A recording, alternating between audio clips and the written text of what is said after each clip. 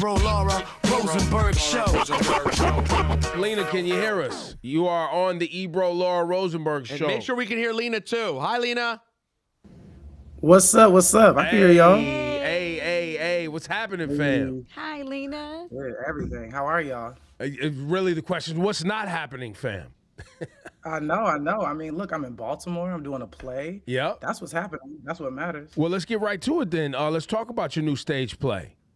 Your playwright stage play taking debut, Baltimore Center Stage. It's called Trinity. Talk to us about it. Yeah.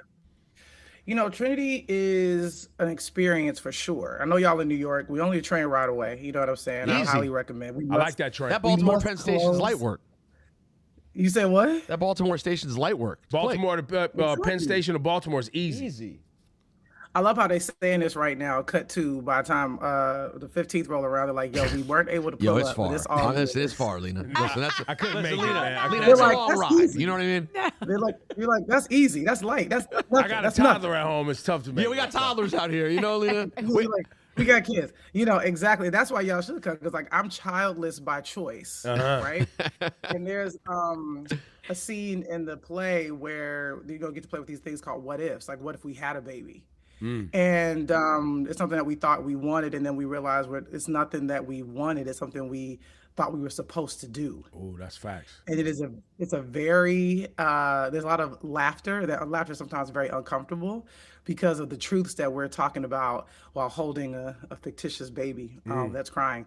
But Trinity is really about how our platonic relationships, our romantic relationships are directly affected by how we were raised. And it's about going back to the beginning and figuring out what our mothers and our fathers taught us about love and how we should show up in it, and how we decide to be loved.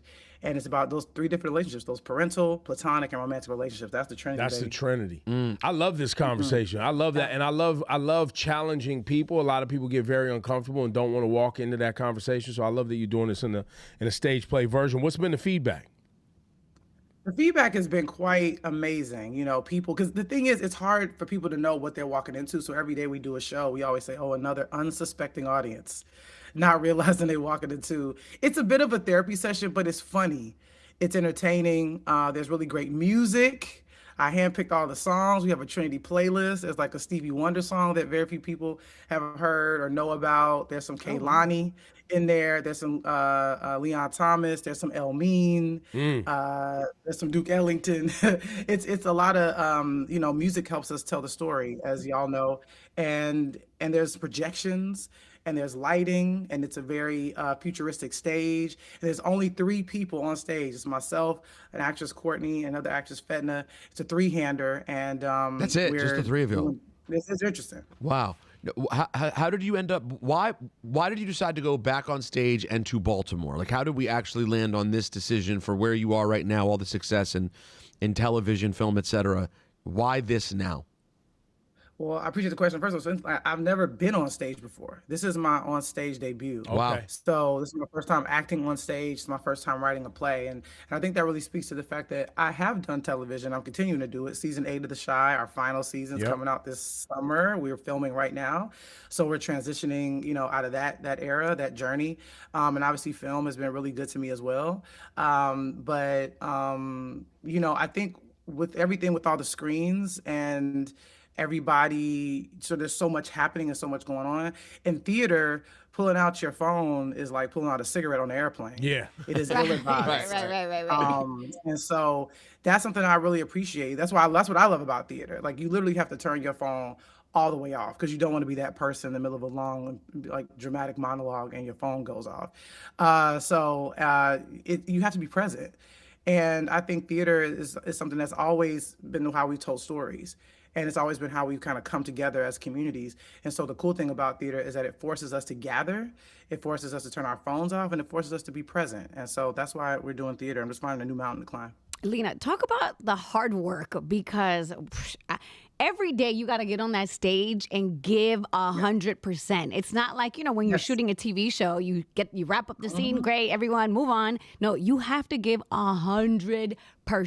And that person who bought a ticket, sat down, is expecting, for the first time. They're seeing you for the first time, but they're expecting their money's worth. So I want you to talk about that pressure.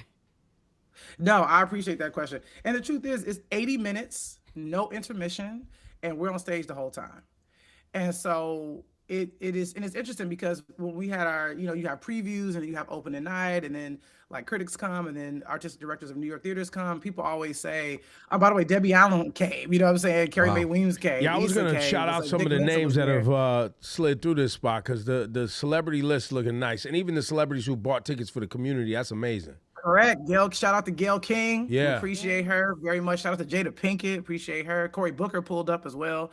And also as well as the mayor of Baltimore. I just talked to the governor as well. He's pulling up too. It's just been really a beautiful thing. But the truth is, it doesn't matter if it's 3 people in the audience, or if it's like, a person, for a congressman, a governor, a critic, it does not matter. Everybody's the same. No one is above, no one is below anyone. And so for me, I have to give it my all, because the work is so, it's just, I'm on an assignment. It's mission work.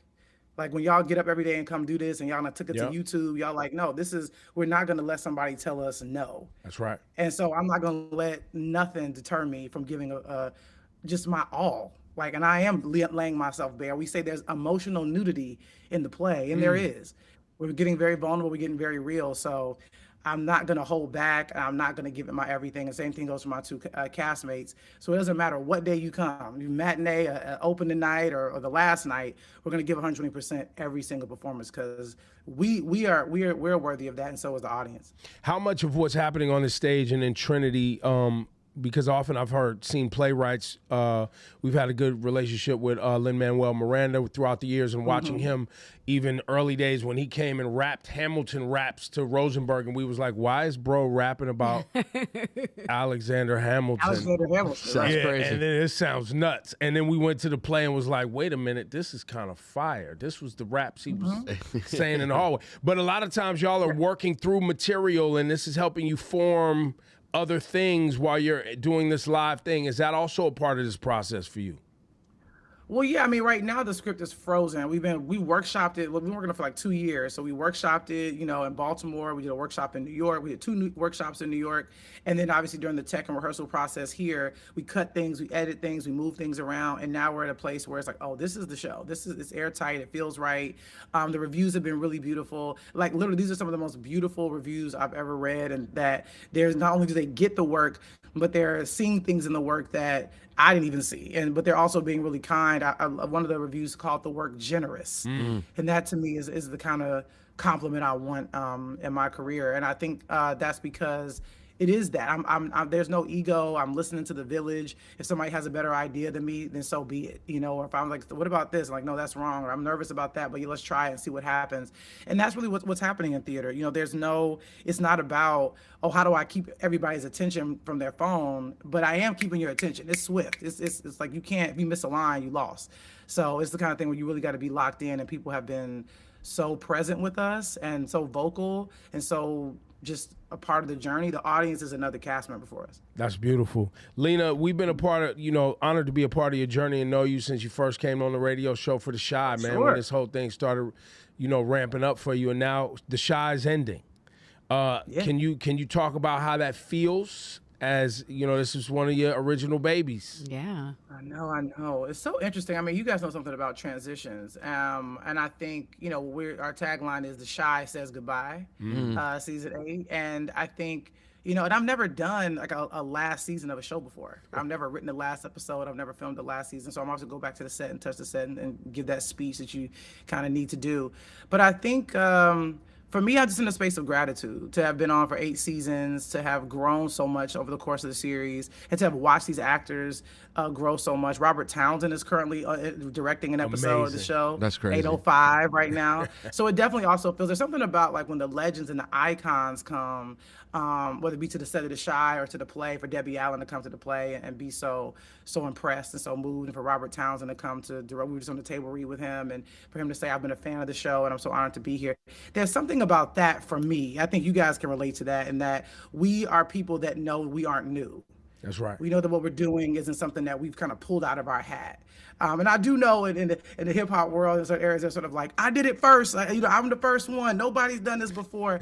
And in my space, I'm the opposite of that. It's like, I have done nothing first. There have been so many people that have come before me that are the reasons why I am here right now and why I do what I do. So for me, I just want to pay homage to, someone like Felicia, who did Soul Food, the series on Showtime, where we wouldn't be here were it not for that show. I wouldn't be here were it not for Debbie Allen, or Susan Fels Hill, or Shonda Rhimes, or the Yvette Lee Bowers, or Mara Brockett Keels. For me, I'm just really grateful to them for doing what they did, for me to come along and have a show that could run 8 seasons, and for me to have the career that I've had with the show. But The Chi is something that will never be forgotten. It'll always be with me. And I'm grateful to the audience that has the Chi family that's rocked with me since day one. Well, and she'll never forget, because after 8 seasons, that means that check's lasting forever too. You know what I mean? So, how can you forget? How can you forget? I don't know, man. Look, I don't know if I need the fire bombs on that, because like the money's different now. Like no real, like the syndication's different, bro. Like, I'm telling you, like, it might be you played yourself, because the truth is, like, like, seriously, it might be you played yourself, because with the streaming and whatnot, and like the syndication checks aren't what they used to be. It's not like, oh, your show airs on TBS now, or oh, you get paid for reruns. It's not that kind of party. I still got to go to work. I may be on YouTube with y'all. Listen, we here. We got space. And by the way, it's a great place to be. I ain't gonna hold you. With the way the landscape is changing and the way things is. We are honored to be in this space and to have an audience. And I was listening to the names you were rattling off that made it possible for you to have 8 seasons on with the Chi. And what I found myself thinking while you were saying that was just about the ability to withstand in a world where either saying unpopular things, telling unpopular truths, and doing things like a maverick like you've done. It's hard. You know what I mean? And it's because people came before you and created some space. And I think we feel the same here, too. And thanks for acknowledging that transition that we're in right now, because just continuing to show up to a space with people you love and have an audience is super valuable. And even what you're doing in Baltimore, right, where you were just talking about Wes Moore coming to the show and the mayor of Baltimore coming to the show and having that community embrace you. And that's also a community in transition. Like a lot of people, if you haven't been paying attention to what's going on in Maryland, what's going on in Baltimore, for you getting out there and engaging with that community and bringing them out with their families and then talking about trauma and triggers of parenting on stage in a catharsis kind of way and an environment, like that's all powerful stuff.